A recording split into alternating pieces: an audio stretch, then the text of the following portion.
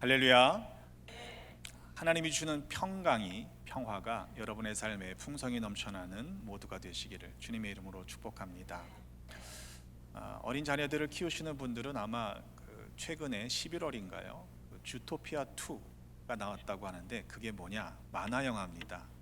동물들이 주인공이 되어서 그래서 인간 사회를 풍자하는 그런 영화인데, 내가 한 9년 전인가 저희 아이들과 함께 원을 보았던 적이 있어요. 근데 얼마나 인간 사회의 그 특징들을 동물 캐릭터에 잘 입혀놨던지 너무 재미나게 봤던 기억이 있습니다. 그 가운데 그 운전면허를, 아마 운전면허증인 것 같은데, 그 운전면허를 찾으러 갔는데 그 직원으로 나오는 나무늘보가 얼마나 느리게 처리를 하는지 그걸 보면서 한참 웃었습니다. 이 주토피아는 유토피아라고 하는 토마스 모어가 1516년에 쓴 작품을 아마 인용한 것 같아요. 사회 정체를 비판하는 그런 저작입니다. 그런데 이 유토피아라는 말 자체는 그런 장소가 없다라는 히라버예요. 그런 곳은 없다. 여러분 생각해 보세요. 1516년이니까 종교 개혁이 1517년에 일어났거든요. 그러니까 그 당시에 중세는요, 종교조차도 타락해서 더 이상 세상의 정치와 권력에 대해서는 소망이 없던 그런 군주 제도의 시대였습니다. 때문에 유토피아, 실현 불가능하다, 그런 세상은 오지 않는다라고 하는 어떤 그런 탄식에 가까운 작품이었을 것 같습니다. 어찌 보면 오늘 우리가 누리는 이 민주주의라고 하는 시스템은 이 종교개혁 당시 유토피아를 썼던 그 중세 시대의 사람들에게는 그것이 실현된 것처럼 보일 수 있다라는 생각을 해보았습니다. 부패한 종교, 타락한 왕정, 가난한 백성, 불의가 판치는 세상에서 그들과 비교할 때 오늘 우리가 살아가는 이 시스템은 최소한 적어도 그들보다는 나은 민주적인 제도를 가지고 있기 때문이다 라고 볼 수도 있겠죠.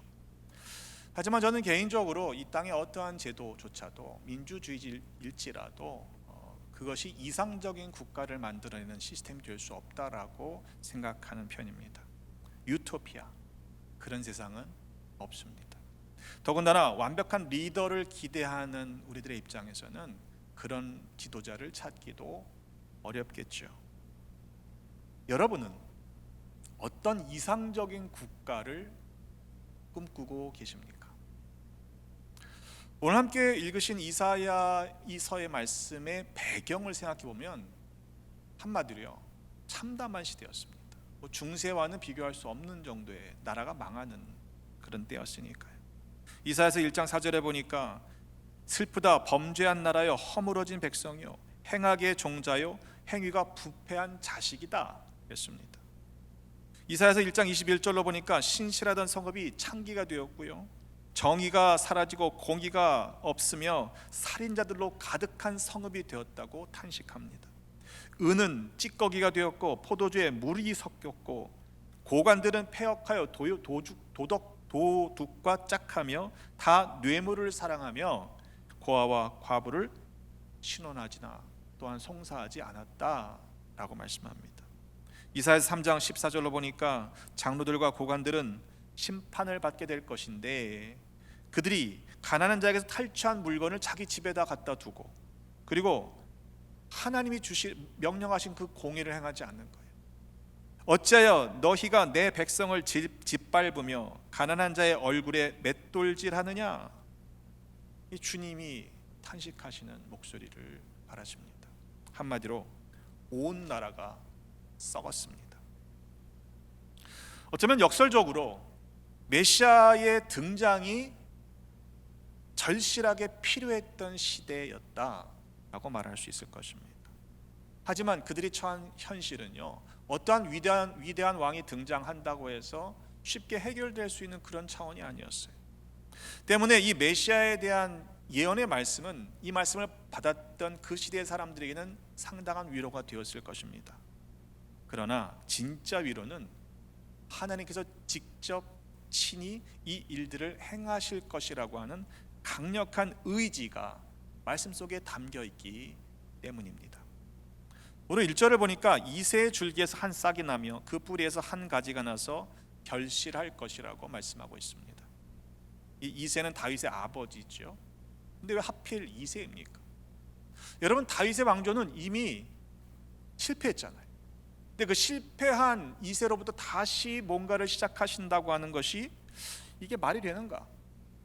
고작 한 싹이 나온다고 어느 세월에 뿌리를 내리고 그 한 가지가 나와서 결실하기까지 무슨 대단한 일이 있을 것이라고 우리는 기대할 수 있겠습니까? 소망이 없어 보여요. 그런데 우리는 하나님을 기대해야 합니다. 하나님이 일하시면 실패도 들어서 마침내 복이 되게 하시는 분이시라는 사실을 우리가 믿어야 하는 거예요. 여러분, 믿으십니까? 그러니까 실패했다고 좌절하지 마세요. 실패한 인생이라고 포기하지 마세요. 하나님께 맡겨드리면 실패를 통해서도 하나님의 뜻을 이루어 가시는 하나님의 크심을 경험하게 될 것입니다. 소망이 없어 보이는 구루터기 잘려진 나무에서도 다시 자라게 하시는 분이 우리 아버지 하나님이십니다. 그러니까 하나님을 기대하셔야 돼요. 곧 지혜와 총명의 영이요 모략과 재능의 영이요 지식과 여호와를 경외하는 영이 강림하신다, 그렇게 말씀했습니다. 하나님의 영이 그 위에 임하기 때문에 이 일들이 가능하다는 거예요. 세상에서의 능력과 출중함으로 되어지는 일들이 아니라는 말씀이겠죠. 우리도 마찬가지입니다. 우리가 성령을 받았다면, 성령 충만한 삶을 살고 있다면 적어도 세상에서 구별된 거룩한 백성으로 세상이 감당하지 못하는 믿음의 일들을 드러내며 나타내며 살아가야 하지 않겠습니까? 갈라디아서 5장 16절의 말씀에 너희는 성령을 따라 행하라 그리하면 육체의 욕심을 이루지 아니하리라 말씀하셨어요. 여러분이 성령을 따라 살아가는 삶과 육체의 욕심을 따라가는 건요, 경립할 수가 없어요. 공존할 수가 없는 겁니다.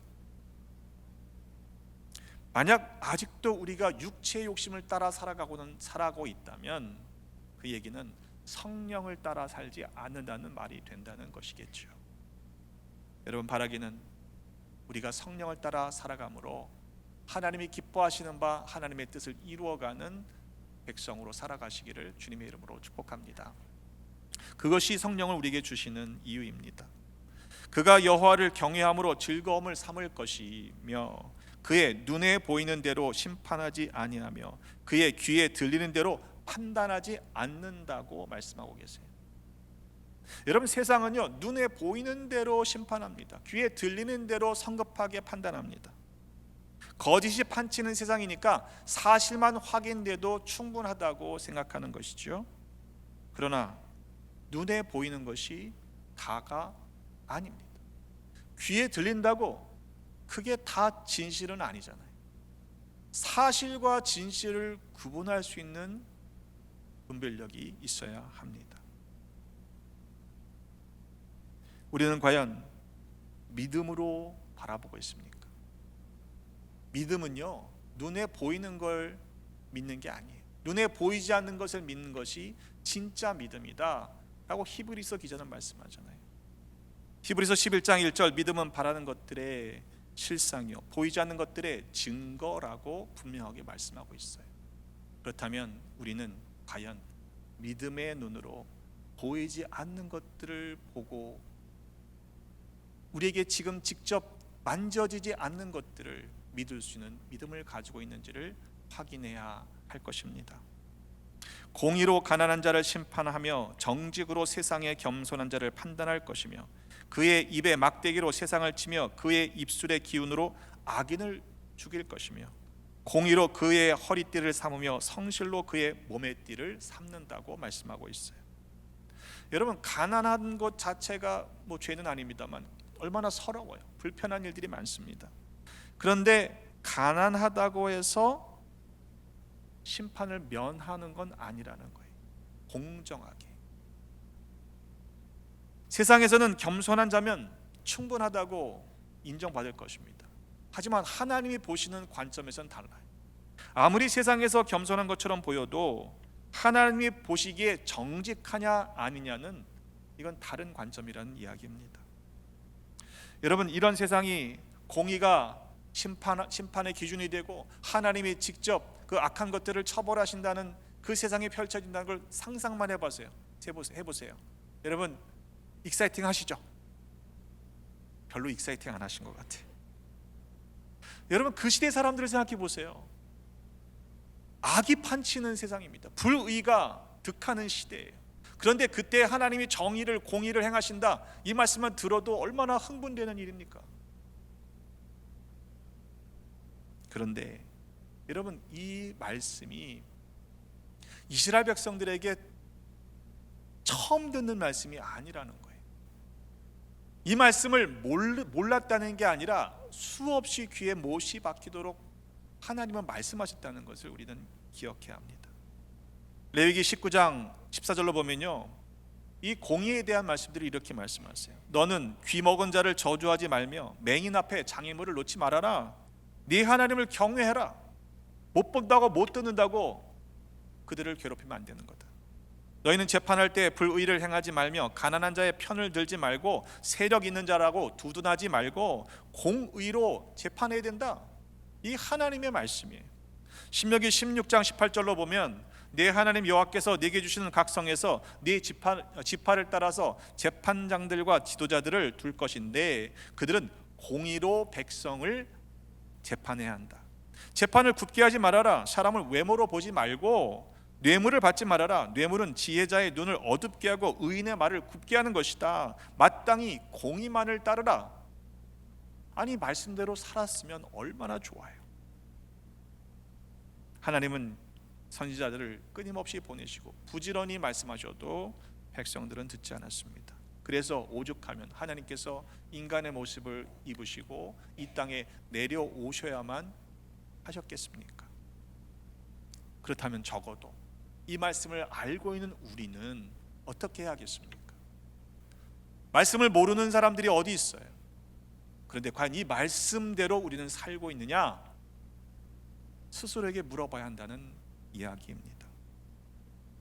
사실 이 이어지는 말씀은 더 황당합니다.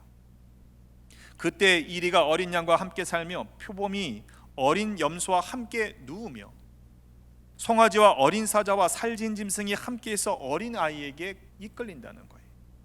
암소와 곰이 함께 먹으며 그것들의 새끼가 함께 엎드러지며 사자가 소처럼 풀을 먹을 것이며. 에이, 그게 가능한 일이에요? 여러분, 맹수와 초식동물이 함께 어우러 산다는 거예요. 이런 일이 일어날 것이라고 여러분 믿어지십니까?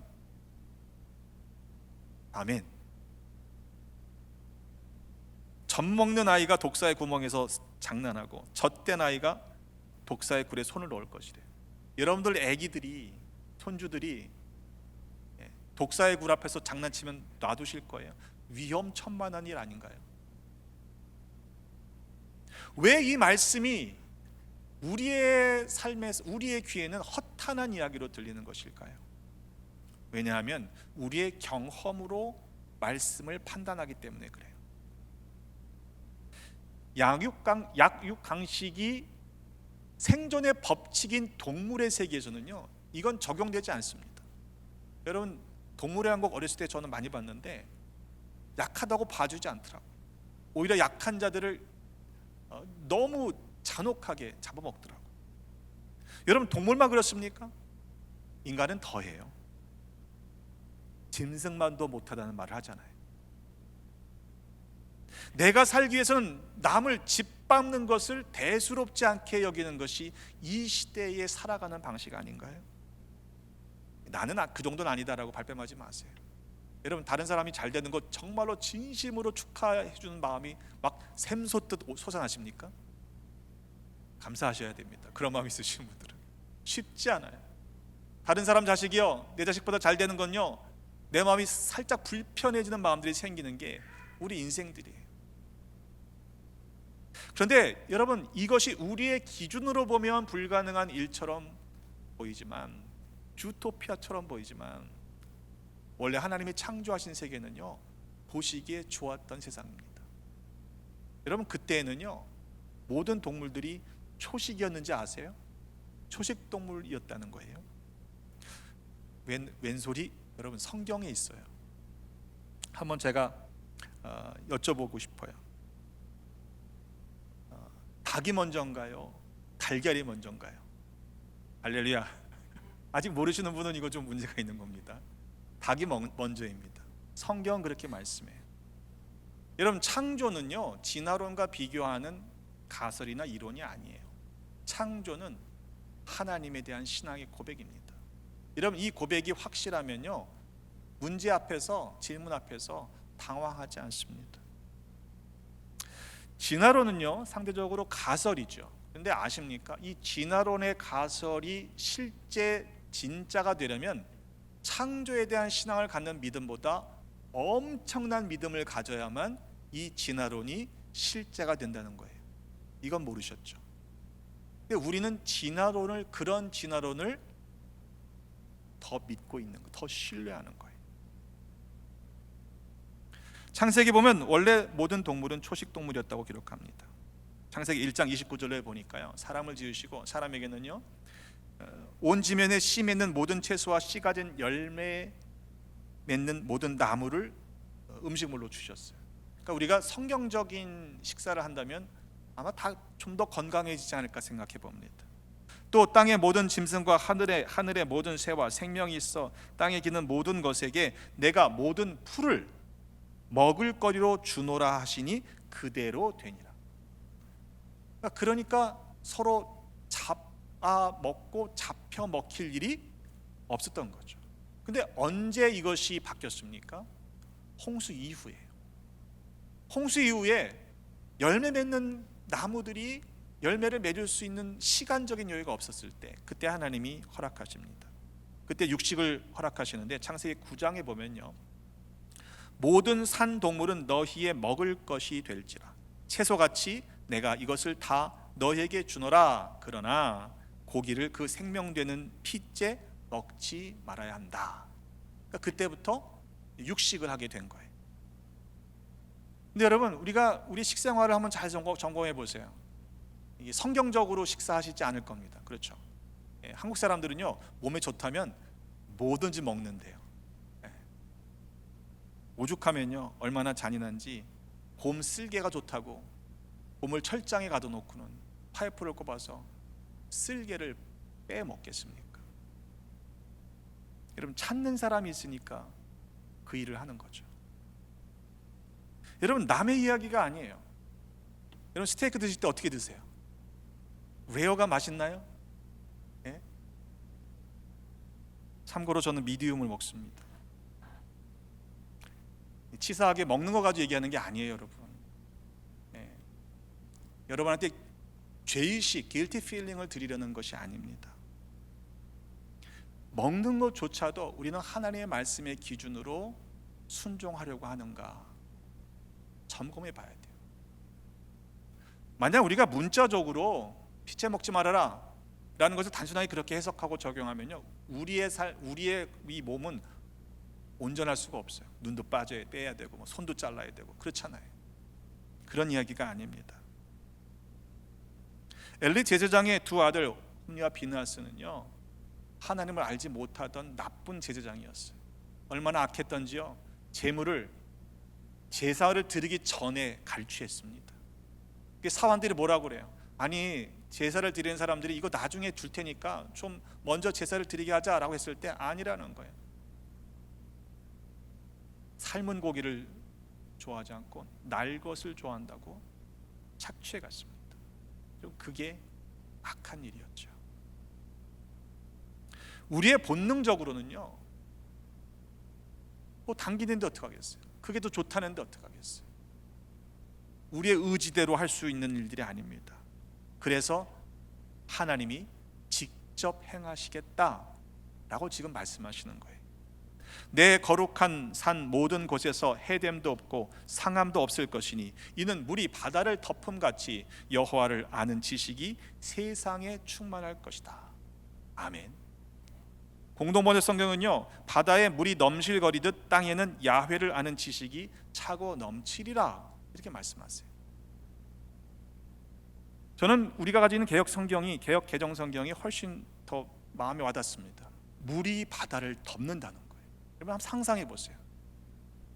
우리가 경험하는 바다는요, 근해입니다. 그냥 배 타고 조금 나가는 정도의 바다잖아요. 그런데 망망대해라는 말 아시죠? 정말로 한 복판에 가 있으면요, 이 물의 규모에 압도당합니다. 두려워하지 않는 것이 이상한 사람인 거죠. 그런데 하나님을 아는 지식이 물이 바다를 덮음같이 충만하게 될 것이라고 말씀하고 있는 거예요. 그 나라에서는 해됨도 없고 상함도 없게 될 것이라고 약속하셨습니다. 자, 우리가 알고 있는 하나님에 대한 지식은요, 단지 하나님이 우리에게 보여주신 만큼만 경험하게 하신 것만 아는 거예요. 굉장히 제한적입니다. 안다고 말할 수 없을 정도이죠. 온 인류가 역사상 존재했던 모든 하나님에 대한 경험과 지식을 다 합친다고 해도 그것이 하나님을 다 알 수 없습니다. 하나님은 그렇게 크고 위대하신 분이십니다. 그래서 바울은 이렇게 고백하죠. 고린도전서 13장 12절에 보면 우리가 지금은 거울로 보는 것 같이 희미하나 그때는 얼굴과 얼굴을 대하여 볼 것이요 지금은 내가 부분적으로 아나 그때에는 주께서 나를 아신 것 같이 내가 온전히 알게 될 것이라고 말씀하는 겁니다. 바울의 시대는 거울이 청동으로 만들어졌으니까 희미하게 보일 수밖에 없잖아요. 그러니까 부분적으로 아는 거예요. 그러나 그때가 되면, 그날이 되면 부분적으로 알던 것이 아니라 온전하게 알게 될 것이다. 비춰진 모습이 아니라 얼굴과 얼굴이 맞댄 것처럼 분명하게 알게 될 것이라는 사실을 말씀하고 있는 거죠. 오늘날 우리의 거울은요, 바울의 시대의 거울보다는 훨씬 더 분명하게 보입니다. 하지만 그것도 실체는 아니에요. 왜? 반영된 것이잖아요. 여러분 거울마다 다르게 보이는 거 아시죠? 어떤 경우에는 길쭉하게 보이고요, 어떤 경우에는 아주 그냥 보기 좋게 보여요. 그러니까 그것은 반영된, 투영된 허상일 뿐입니다. 진짜가 아니라는 거죠. 그런데 그 때가 되면 물이 바다를 덮음같이 여호와를 아는 지식이 세상에 충만하게 될 것이라고 말씀하고 계시는 것입니다. 우리가 하나님을 알게 되면 세상을 더 이상 두려워하지 않게 될 것입니다. 왜냐하면 하나님은 그 바다조차도 지으신 분이시기 때문에 그래요. 망망대해에 홀로 있으면요, 모두가 두려워할 것이지만 그 두려움의 대상인 바다조차도 하나님께서 만드셨고 경계를 정하셨다고 직접 말씀하십니다. 욥기 38장 8절 11절에 보면 욥에 대해서 하나님이 직접 질문하세요. 바다가 그 모태에서 터져 나올 때 문으로 그것을 거둔 자가 누구냐? 네가 여기까지 오고 더 넘어가지 못하리니 네 높은 파도가 여기서 그쳐야 한다라고 그 경계를 정하신 분이 하나님이시다 말씀하고 있습니다. 때문에 하나님을 경외하는 믿음을 가지고 있다면, 하나님이 누구이신지를 아는 믿음을 가지고 있다면 그 어떤 것도 두려워하지 않아야 합니다. 시편 기자는 이렇게 노래합니다. 46편 1절로 보니까 땅이 변하든지 산이 흔들려 바다 가운데 빠지든지 바닷물이 솟아나고 뛰놀든지 그것이 넘침으로 산이 흔들릴지라도 우리는 두려워하지 않는다라고 고백하고 있어요. 이게 어떻게 가능합니까? 천지가 흔들리는, 지축이 흔들리는 상황에도 두려워하지 않는 이유는 하나님이 우리의 피난처시오 힘이시고 환난 중에 만날 큰 도움이 되신다는 사실을 알기 때문입니다. 믿기 때문입니다.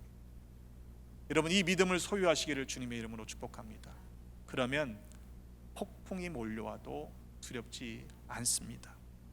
그날에 이새의 뿌리에서 한 싹이 나서 만민의 기치로 설 것이요 열방이 그에게로 돌아온다고 말씀하고 있어요.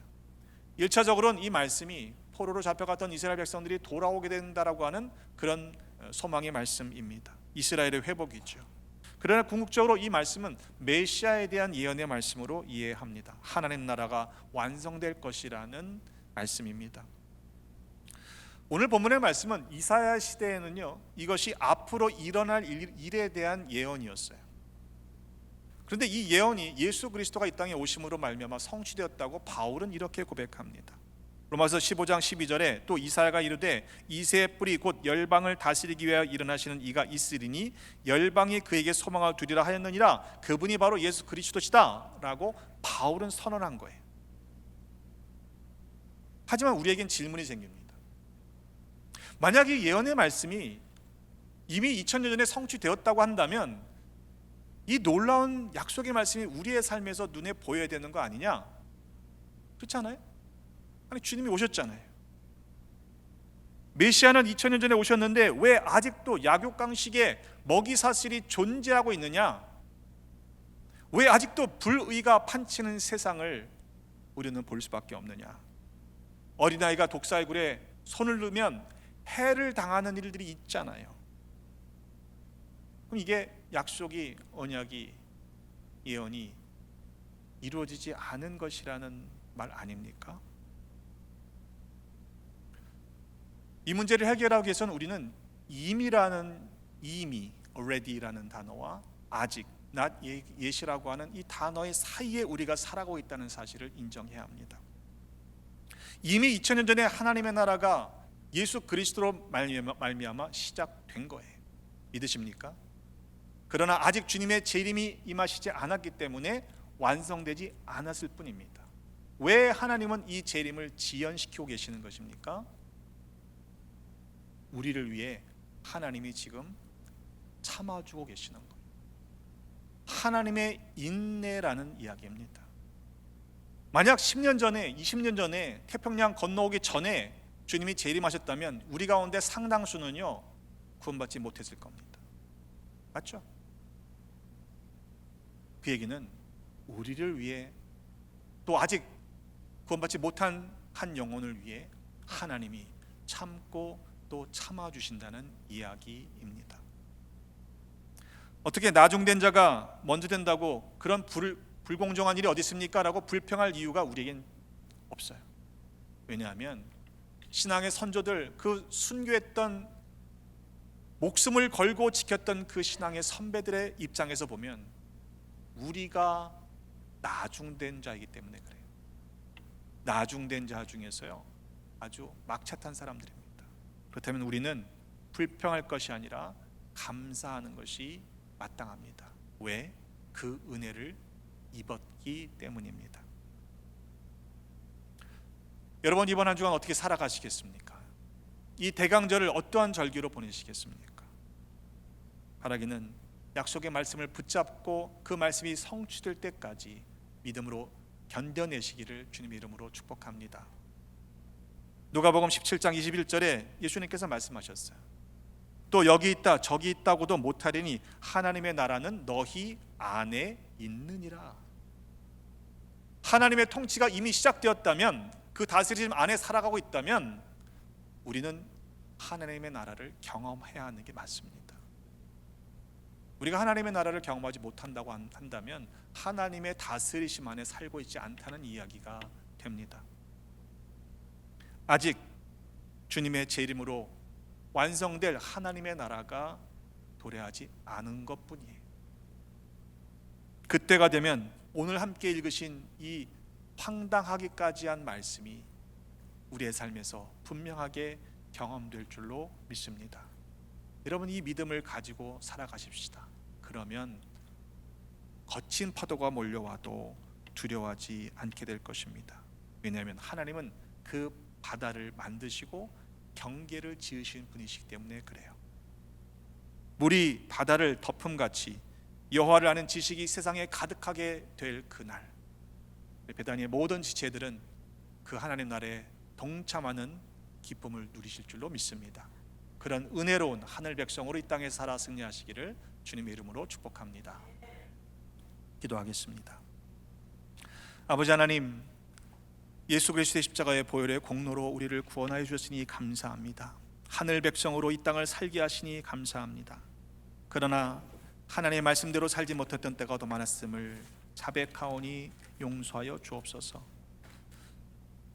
말씀을 따라 살아가야 함에도 불구하고 세상에 타협하고 또 합리화했던 우리들의 연약한 믿음을 불쌍히 여겨주시고 온전히 주님만 붙잡고 살아감으로 하나님 나라의 백성답게 승리하는 모두 되게 하여 주옵소서. 어떤 풍파가 몰려올지라도 두려워하지 않는 하나님의 백성들 되게 하여 주옵소서. 다시 오실 예수 그리스도의 이름으로 축복하며 기도하옵나이다. 아멘.